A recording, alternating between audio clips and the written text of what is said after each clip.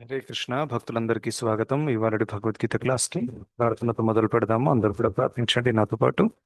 దయచేసి video on చేసి class వినండి please.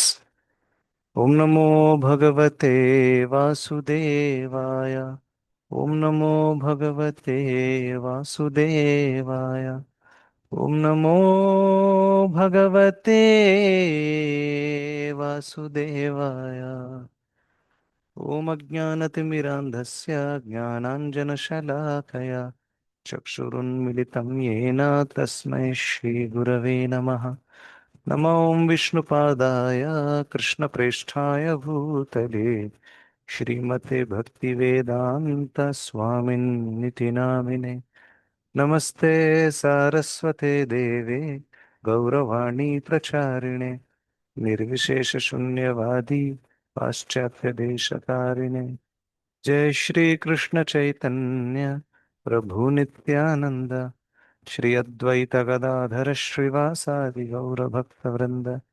Hare Krishna Krishna Krishna Hare Hare Hare Ram Ram Ram Hare Hare.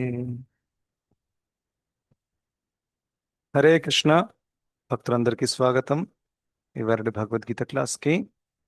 So ఇవాళ మనం ఒక కొత్త అధ్యాయము ఆరంభించబోతున్నాము. అదేంటి? 17వ అధ్యాయము, శ్రద్ధ త్రయ విభాగ యోగము. ఉమ్. సో సారం ఏంటి ఇక్కడ?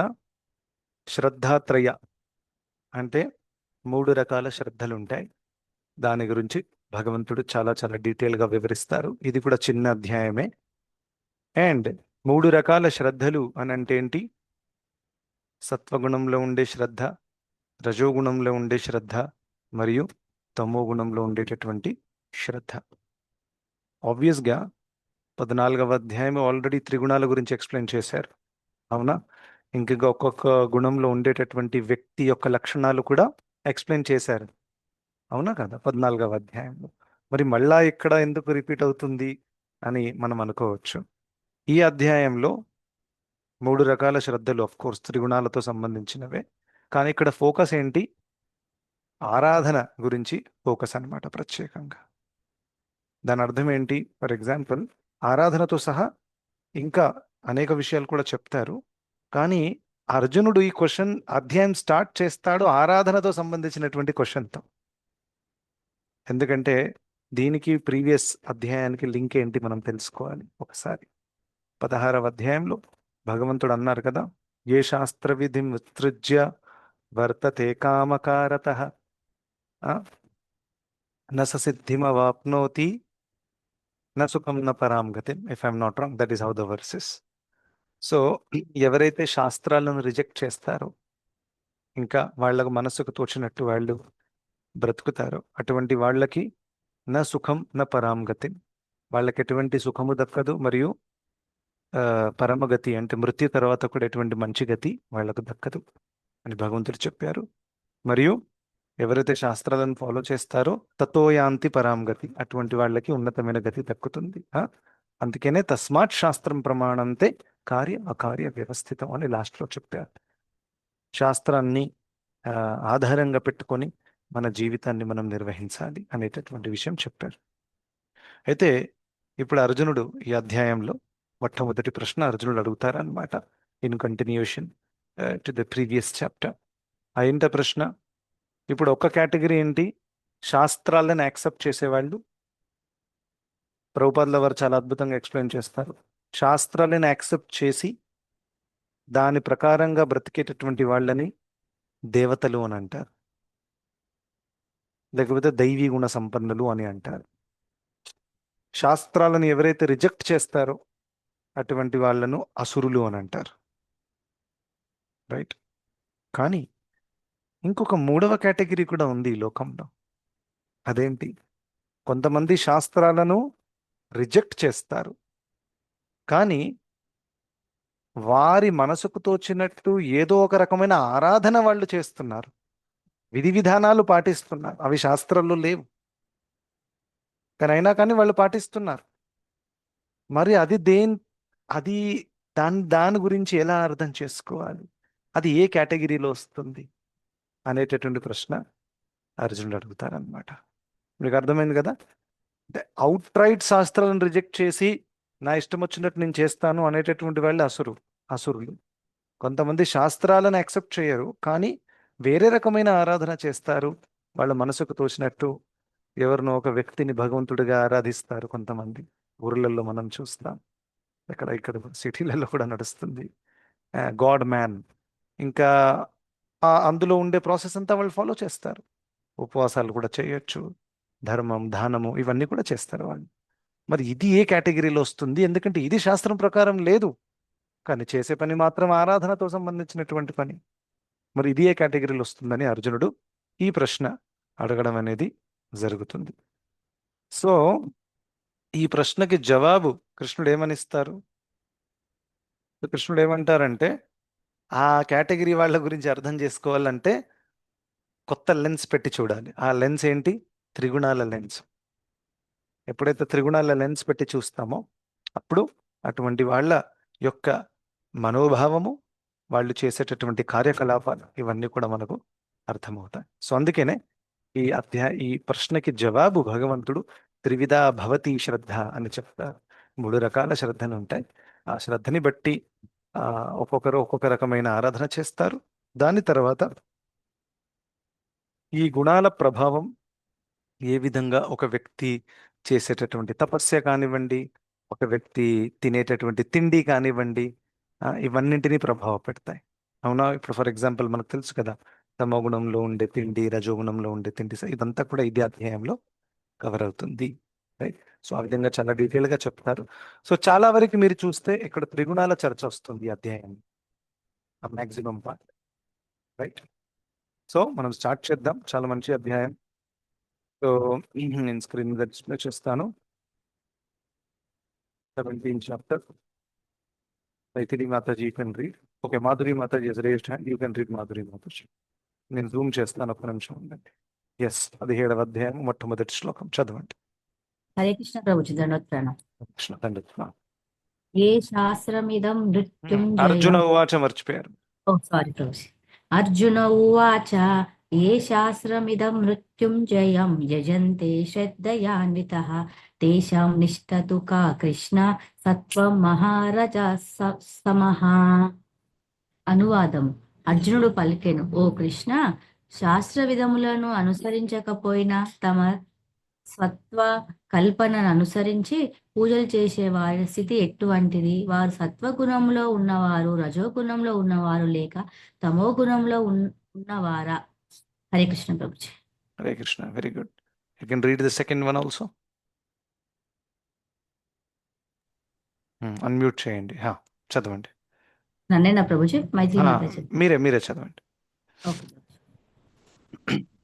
శ్రీ భగవానువాచ త్రివిధం భవతి శ్రద్ధా దేహినాం స్వభావజః సాత్విక రాజసి చైవ తామసి చేతతాం శృణః. శ్రీకృష్ణ భగవానుడు పలికెను, దేహధారి అయిన జీవుడు పొందిన ప్రకృతి గుణాలను బట్టి శ్రద్ధ రాజసికము, తామసికం అనే 3 రకాలుగా ఉంటుంది. ఇప్పుడు దానిని గురించి వినవలసిందే. Hare Krishna. Thank you so much. చాలా బాగా చదివారు. ఓకే. సో మొట్టమొదటి ప్రశ్న చాలా క్లియర్గా ఉంది. రైట్. సో అర్జునుడు ఎవరి గురించి మాట్లాడుతున్నారు ఇక్కడ? ఎవరైతే శాస్త్రాల్లో ఉండేటటువంటి విధి విధానాలు పాటించకుండా వాళ్ళ మనసుకు తోచినట్టుగా వాళ్ళు పాటిస్తే అది ఏమనబడుతుంది అని చెప్పారనమాట. అది సత్వమా, రజోగుణమా, తమో గుణమా అని ఆ యాంగిల్లోనే అర్జునుడు కూడా ప్రశ్న అడిగారనమాట. Is also expecting an answer in terms of the modes. Right. So దానికి ఆన్సర్ ఏం చెప్పారు భగవంతుడు? 3 రకాల శ్రద్ధలు ఉంటాయి. రైట్. సో ఆ 3 రకాల శ్రద్ధలు ఏంటి? త్రివిధా భవతి శ్రద్ధ అంటే సాత్విక శ్రద్ధ, రాజసిక శ్రద్ధ మరియు తామసిక శ్రద్ధ. సో ఈ శ్రద్ధ, ఒక వ్యక్తి యొక్క శ్రద్ధ అనేది తను పెంపొందించుకున్నటువంటి త్రిగుణాల యొక్క గుణం ఏదైతే ఉందో దాని మీద ఆధారపడి ఉంటుంది. ఇంకా ఆ శ్రద్ధానుసారంగానే ఆ వ్యక్తి చేసేటటువంటి ఆరాధన కూడా అలాగే ఉంటుంది.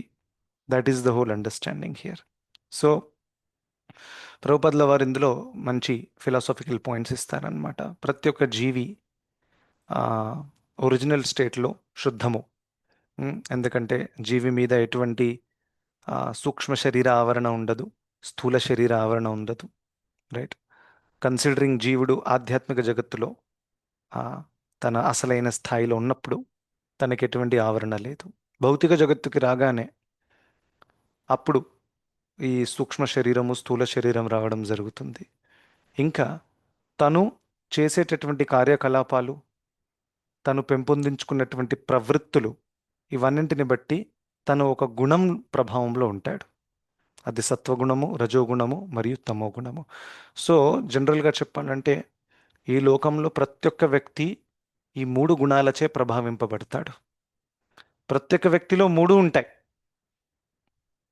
కానీ ఇందులో ఒక గుణము ప్రత్యేకంగా ప్రబలంగా ఉంటుంది. సో జనరల్గా అటువంటి ఆ గుణం గురించి మనం అంటాం, ఈ వ్యక్తి చాలా సాత్వికమైన వ్యక్తి అంటాం. దాట్ డజంట్ మీన్ ఆ వ్యక్తిలో రజోగుణం లేదు లేకపోతే తమో గుణం లేదు అని కాదు. బట్ సత్వగుణము ఎక్కువ మాత్రలో ఉంది, రజోగుణ తమోగుణ ప్రవృత్తి కొంచెం తక్కువగా ఉంది.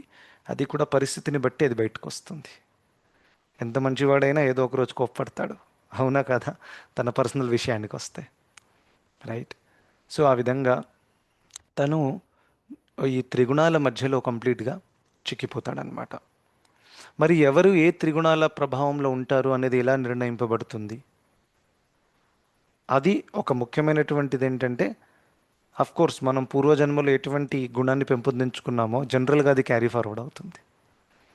రైట్. సో మృత్యు సమయంలో చాలా రాజసికమైనటువంటి ప్రవృత్తి కలిగిన వాడు జనరల్గా భౌతిక విషయాల గురించి ఆలోచిస్తాడు, అవునా, మృత్యు సమయంలో. సో అప్పుడు ఏమవుతుంది, అంత్యకాలంలో తను ఏం ఆలోచిస్తున్నాడు, అటువంటి గమ్యమే దక్కుతుంది. ఎక్కడ చెప్పారు భగవంతుడు గీతలో? దీనికి ప్రూఫ్ ఏంటి? Nobody nose. 8th chapter. Somebody can unmute and say. Yam yam vapi saram bhavam. Yes, very good. Nityate Nice. kalevaru. Yeah. That's in 8th chapter, right? Yeah. So yam yam vapi smaran bhavam. ఎటువంటి స్మరణ ఉంటుంది, ఎటువంటి భావం ఉంటుందో. త్యజ్యత్ అంతే కలేవరం. కలేవరం మృత్యు సమయంలో తం తమేవైతి కౌంతేయ, అటువంటి భావాన్నే అతను పొందుతాడనమాట.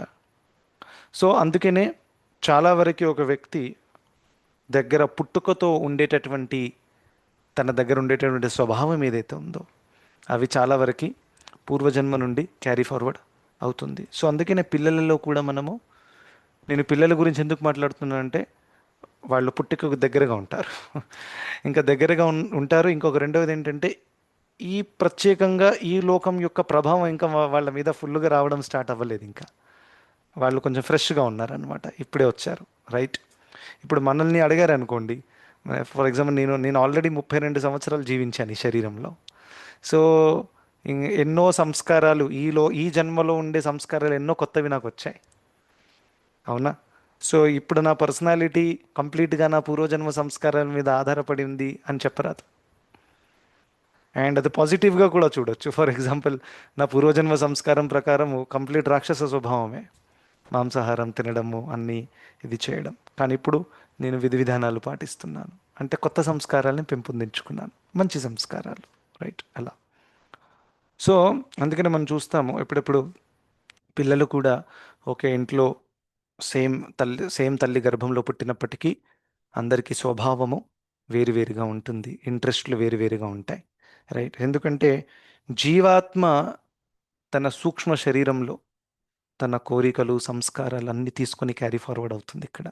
ఇంకా ప్రతి ఒక్క జీవాత్మ వేరు వేరు కాబట్టి వాళ్ళకి వేరే వేరే రకమైనటువంటి ప్రవృత్తులు, సంస్కారాలు, ఇంకా కోరికలు అన్నీ కూడా ఉంటాయి. సో అందుకనే అందరి స్వభావం వేరుగా ఉంటుంది.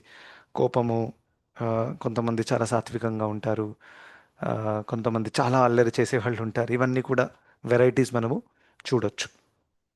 సో దాని అర్థం ఏంటి, ప్రతి ఒక్క వ్యక్తి త్రిగుణాల చేత ప్రభావితులై ఉంటారనమాట.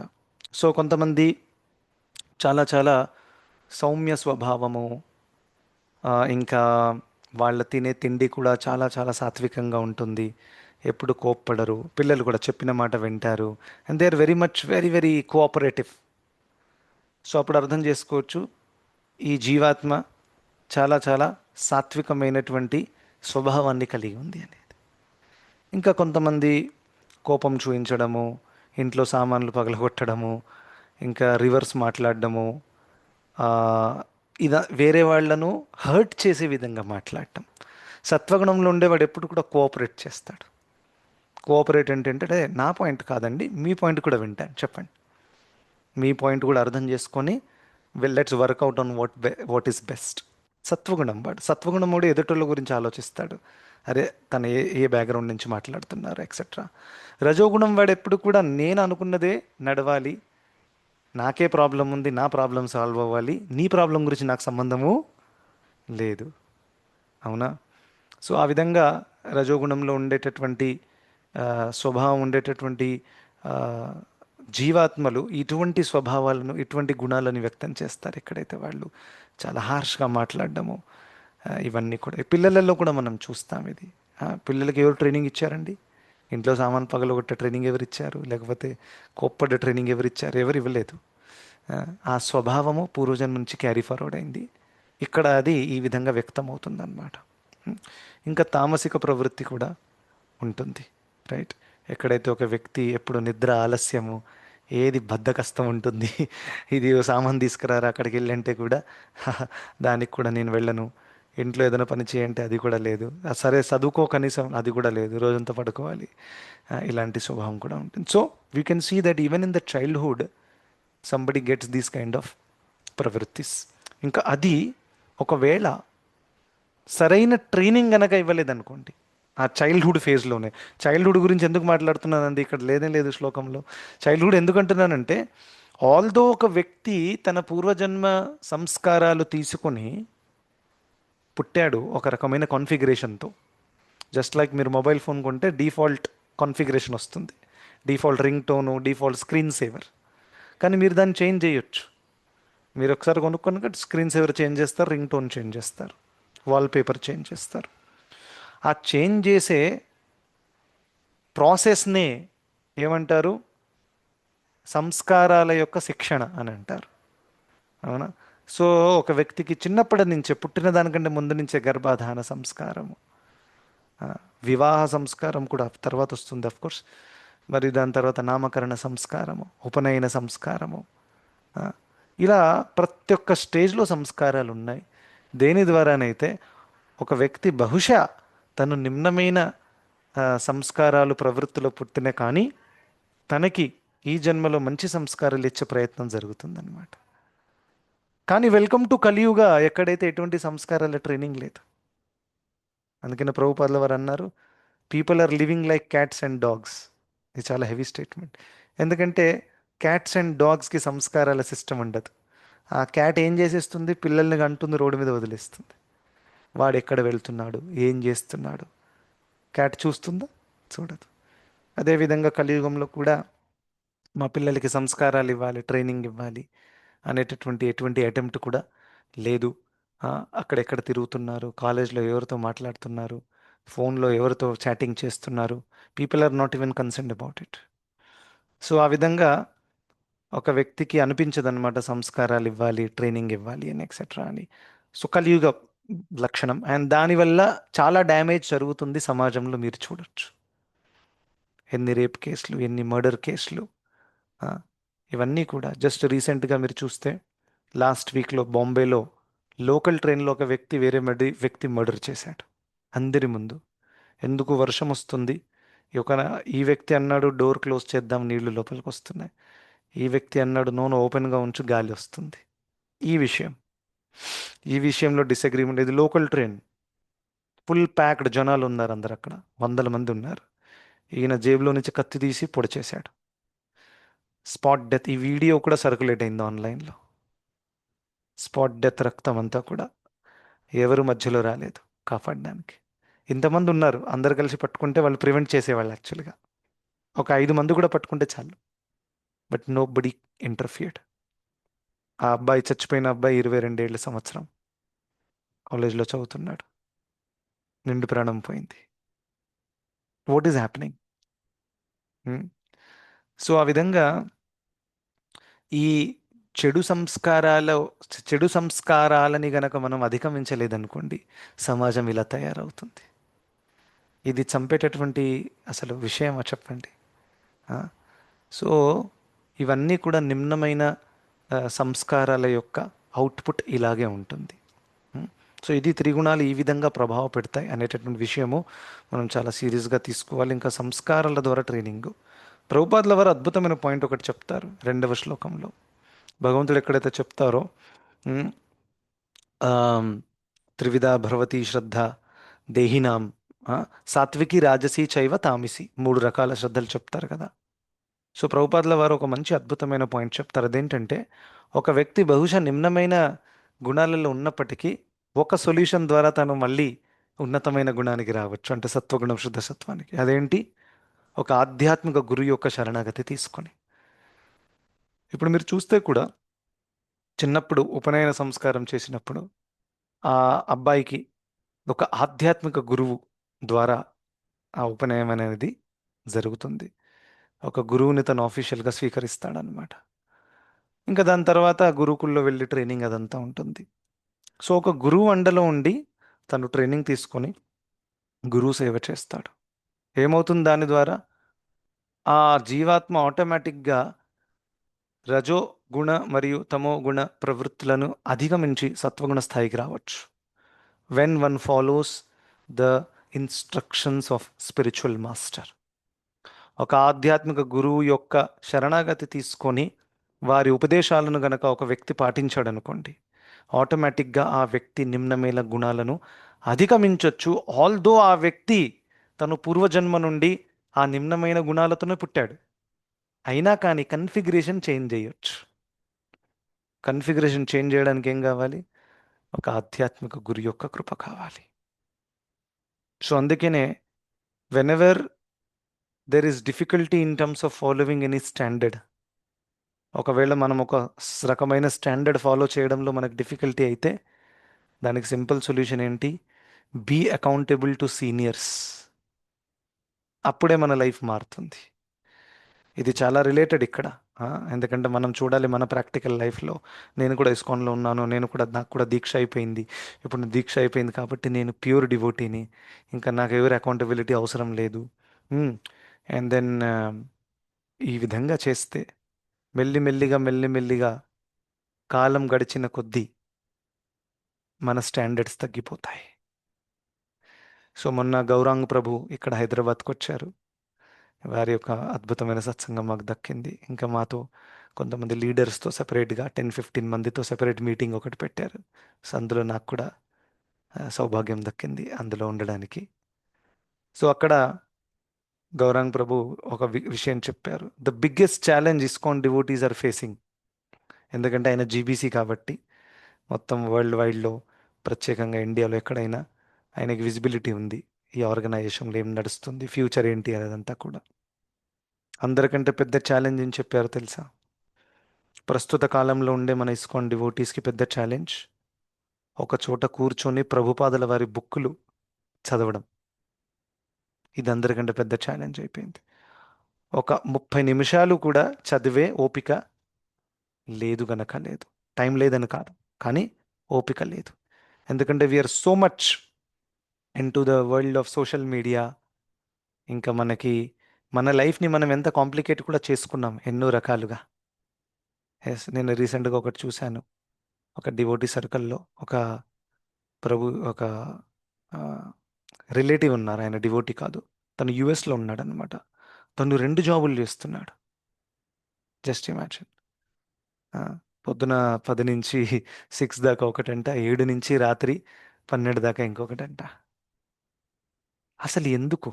తినడానికి తిండి లేదా? ఒకసారి ఆలోచించండి. ఏం చేస్తున్నారు అసలు ఆ వ్యక్తి? ఏం దొరుకుతుంది వచ్చేసి? ఇంత అజ్ఞానమా? ఆ? సో ఇది చేస్తూ నేను జీవితంలో ఎంత కష్టపడుతున్నాను. అరే ఆ ప్రాబ్లం క్రియేట్ చేసుకుంది నువ్వే, అవునా? సో అందుకే ఒక జాబే ఇక్కడ మెడల్ దాకా వస్తుంది, పీకల దాకా. మరి 2 సో దిస్ ఈజ్ ఆల్ అజ్ఞానం. సో ఆ వ్యక్తి ఏం చేయాలి? ఆ రెండో జాబ్ మానేయాలి. లైఫ్ స్టైల్ని సింపుల్ చేసుకొని ఉన్న దాంట్లో సర్దుకోవాలి.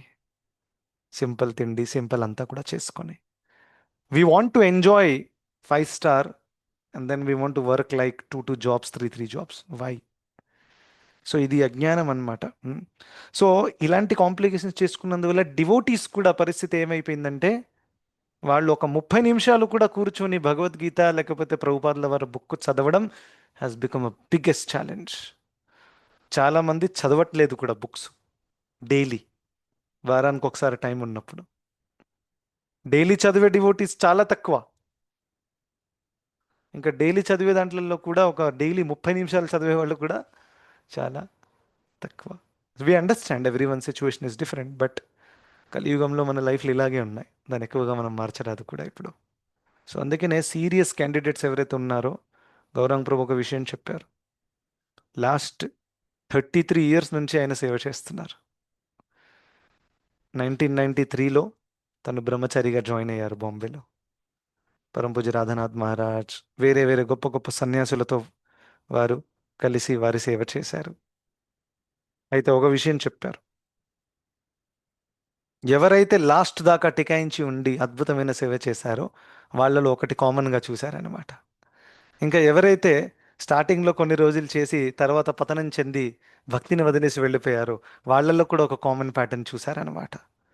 ఒక వ్యక్తి 33 ఏళ్ల తర్వాత చూసినటువంటి విషయం చెప్తున్నారు. ఎంత విలువైనది ఆలోచించండి. It is not a joke. మనం చాలా ఇనీషియల్ స్టేజ్లో ఉన్నాం. రైట్. సో అన్నారు, ఎవరైతే చాలా కాలం వరకు టికాయించి ఉన్నారో దాంట్లో పరమ పూజ్య రాధానాథ్ మహారాజ్ల వారి పేరు చెప్పారు. జయపతాక స్వామి మహారాజ్, లోక్నాథ్ స్వామి మహారాజ్, గోపాలకృష్ణ మహారాజ్, వీళ్ళందరూ గొప్ప గొప్ప ఆచార్యులు, సన్యాసులు, ప్రభుపాదుల వారి శిష్యులు. వీళ్ళు ఎందుకు టికాయించి ఉన్నారంటే, వీరు చాలా చాలా రెగ్యులర్గా ప్రభుపాదుల వారి పుస్తకాలు చదవడం, ఇంకా స్ట్రిక్ట్ సాధన, రూల్స్ రెగ్యులేషన్స్ ఫాలో చేయడం. స్ట్రిక్ట్ సాధన, పొద్దున్న లేవడం, మంగళారతి, అన్నీ కూడా ఏది నెగ్లెక్ట్ చేయలేదు. నేను సన్యాసిని అయిపోయాను, ఇప్పుడు నేను చాంటింగ్ చేయకున్నా పర్వాలేదు, అలాంటిది ఎప్పుడు కూడా కాలేదు. ఇంకా సిన్సియరిటీతో చేసిన వాళ్ళు.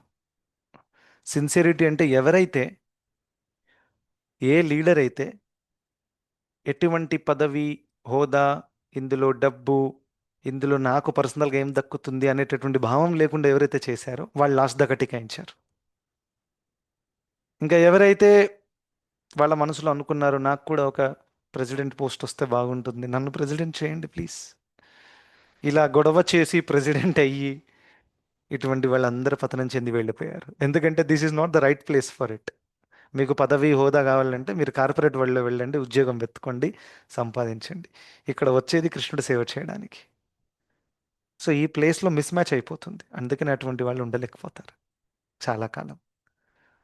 సో సెల్ఫ్లెస్గా, అంటే ఎటువంటి ఫలాపేక్ష, భౌతిక ఫలాపేక్ష లేకుండా నిజాయితీతో సేవ చేసిన వాళ్ళు, అట్ ద సేమ్ టైం మంచి సాధన స్టాండర్డ్స్ ఫాలో చేసిన వాళ్ళు, ప్రభుపాదుల వారి పుస్తకాలు రెగ్యులర్గా చదివిన వాళ్ళు, ఇది ఎవరైతే చేశారో వాళ్ళు ఇప్పటిదాకా టికాయించి ఉన్నారు, చాలా స్ట్రాంగ్గా ఉన్నారు. సో ఈ మూడింట్లో నాకు చాలా నచ్చిన పాయింట్ ఏంటంటే నిజాయితీ, హానెస్టీ, సెల్ఫ్లెస్నెస్. ఆ పాయింట్ ఏదైతే ఉందో, ఎందుకంటే సాధన మరి రూల్స్ రెగ్యులేషన్స్ చాలామంది చేస్తున్నారు. రైట్. సో ఇప్పుడు దీక్ష తీసుకున్నారు అనుకోండి, మీరు చేయాల్సిందే. You have to chant 16 rounds, you have to read Prabhupad books. So చాలామంది అది కూడా రీడ్ చేయట్లేదు, కానీ చాలామంది చేస్తున్నారు కూడా. But I feel personally the biggest challenge is సెల్ఫ్లెస్గా సేవ చేయడం. ఆ, ఇందులో నాకేం దక్కుతుంది, నా పేరు వస్తుందా, నేను ఎందుకు డబ్బులు ఇవ్వాలి, ఆ, నేను డబ్బులు ఇస్తే నాకు రిటర్న్లో ఏమొస్తుంది, అండ్ ఎక్సెట్రా ఎక్సెట్రా ఎక్సెట్రా, ఈ యాంగిల్లో వెళ్ళడం అనమాట. So this is a important thing. ఇది కనుక ఫిక్స్ అయితే ఐ ఫీల్ దట్ మిగతా రెండు కూడా ఆటోమేటిక్గా వస్తాయి. ఎందుకంటే మనం సిన్సియర్గా ఉంటే కృష్ణుడు మిగతావన్నీ కూడా మనకు కలిగిస్తారు.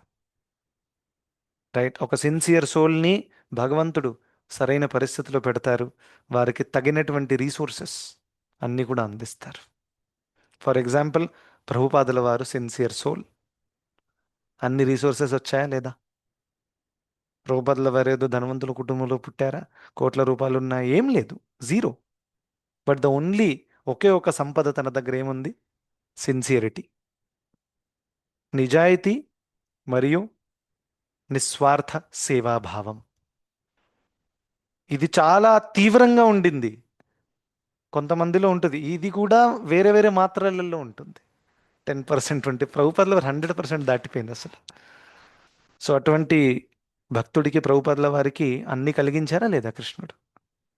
రైట్. సో అందుకనే ఇది మెయింటైన్ చేయడం చాలా డిఫికల్ట్. ఎందుకంటే ఒక గౌరంగ ప్రభు చెప్పారు, ఒక ఆర్గనైజేషన్లో పెద్ద లెవెల్లోకి వెళ్ళి నేను ఇప్పుడు లీడర్ని అయిపోయాను, నేను ప్రెసిడెంట్ అయిపోయాను, నాకు 2 కొమ్ములు ఎక్స్ట్రా వచ్చేసాయి, నేను అందరినీ కంట్రోల్ చేస్తాను, ఈ విధంగా అనుకున్న వాళ్ళు పోయారు. భక్తి నుంచి పోయారు, సంస్థ నుంచి కూడా బయటికి పోయారు. So this was a very important thing Gauranga Prabhu చెప్పారు. ఇన్ జనరల్గా ఇస్కాన్ డివోటీస్ పెద్ద ఛాలెంజ్ రీడింగ్ అని చెప్పారు. అయితే ఒక డివోటీ అడిగారు, ప్రభుజీ ఇప్పుడు రీడింగ్ అవ్వట్లేదు, ఇదంతా అవ్వట్లేదు. ఆ డివోటీ నా రైట్ సైడ్లోనే కూర్చొని ఉన్నారు. ఇంకా అడిగారు, మేమంతా మా యొక్క కంఫర్ట్ జోన్ క్రియేట్ చేసుకొని పెట్టుకున్నాం, బస్ हम इतना ही कर सकते, बस हम हफ्ते में एक ही बार पढ़ेंगे, बस हम महीने में एक बार मंगल आरती चाहेंगे, बस ఇలా మా కంఫర్ట్ జోన్లో మేము ఉన్నాము ప్రభుజీ, దీని నుంచి బయటికి ఎలా రావాలి అని అడిగారు. ఎంతమంది అందరూ అలర్ట్ అయిపోయారు. "ఆ, ఆ, నా పరిస్థితి అది, విందాం, ఆన్సర్ విందాం ఏమంటారు." 33 years experience, not a joke. ఒకటే అన్నారు, హిందీలో చెప్పారు ఆయన, ఉస్మే సే ఆప్కో కేవల్ ఏక్ హీ వ్యక్తి బహర్ లా సక్తా హై. कौन? आपका गुरु या कोई सीनियर डिवोटी जिसके पास आप शरणागत होते हो, वो व्यक्ति आपको पकड़ के बाहर ला सकता है. कोई सॉल्यूशन तुम्हारे पास नहीं है. అచ్చా. సో నెక్స్ట్ అందరు ఆలోచిస్తున్నారు, ఓహో ఇలా ఏంటి, మాకు కూడా దీక్షా గురువులు ఉన్నారు, మాకు కూడా ఎంతోమంది ఉన్నారు, మరి ఎందుకు వర్కౌట్ అవ్వట్లేదు?